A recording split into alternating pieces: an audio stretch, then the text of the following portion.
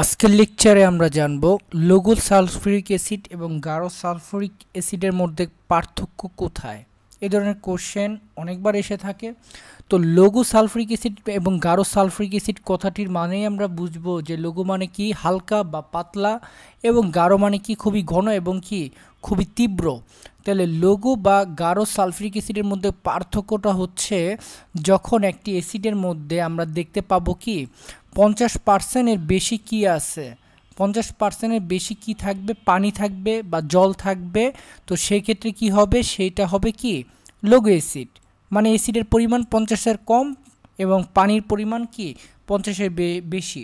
সেটা যদি আমরা ml-এ বলি, মাইক্রোলিটারে বলি, যেটাই হোক কি হবে যে 50 ml-এর বেশি হবে কি জলের পরিমাণ, মানে ওয়াটারের পরিমাণ, সেক্ষেত্রে সেটি হবে কি লঘু অ্যাসিড। আর যে অ্যাসিডটিকে আমরা কি বলবো গাঢ় বলবো, সেটা অবশ্যই সবসময় কি থাকবে 50%-এর বেশি কি থাকবে অ্যাসিডের পরিমাণ থাকবে এবং জলের পরিমাণ কি থাকবে 50%-এর কম থাকবে। তো এই ধরনের ব্যাপার হলে আমরা বুঝতে পারবো কি কোনটা লঘু এবং কোনটা কি ঘন মানে অ্যাসিড। আর এখানে যেহেতু সালফিউরিক অ্যাসিডের কথা বলছি, তাহলে সালফিউরিক অ্যাসিডের ক্ষেত্রেও একই কেস হবে যে লঘু হলে কি 50%-এর কম অ্যাসিড আছে, আর এখানে কি গাঢ় হলে কি 50%-এর বেশি অ্যাসিড আছে। তো এবং ওয়াটার পরিমাণ গাঢ়তে কি 50%-এর কম থাকবে, আর লঘুতে কি থাকবে 50%-এর বেশি থাকবে কি ওয়াটার। তো এই ক্ষেত্রে আমরা লঘু বা কি গাঢ় অ্যাসিড চিনতে পারবো। বিশেষ করে কি হয়, সমস্ত অ্যাসিডই কি জলীয় দ্রবণে কাজ করে, সেহেতু দুইটাই গাঢ়টাও করবে লঘুটাও করবে।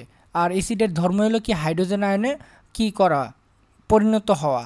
তো আমরা যদি বলি যে লঘু সালফিউরিক অ্যাসিডে হাইড্রোজেন আয়ন কি হয়, টোটালি কি হয় বিশ্লেষিত হয়ে যায়, কিন্তু আমাদের যে গাঢ় সালফিউরিক অ্যাসিড আছে এক্ষেত্রে কি একক আয়তনে একক আয়তনে হাইড্রোজেনের সংখ্যা বেশি থাকে এবং কি কিছু অবিশ্লেষিত কি থেকে যায়, অবিশ্লেষিত থেকে যায়।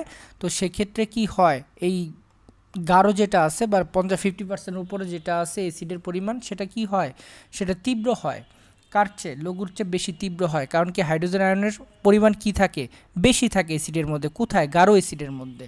তো আমরা আজকে জানলাম লঘু সালফিউরিক অ্যাসিড এবং গাঢ় সালফিউরিক অ্যাসিডের মধ্যে পার্থক্য কি।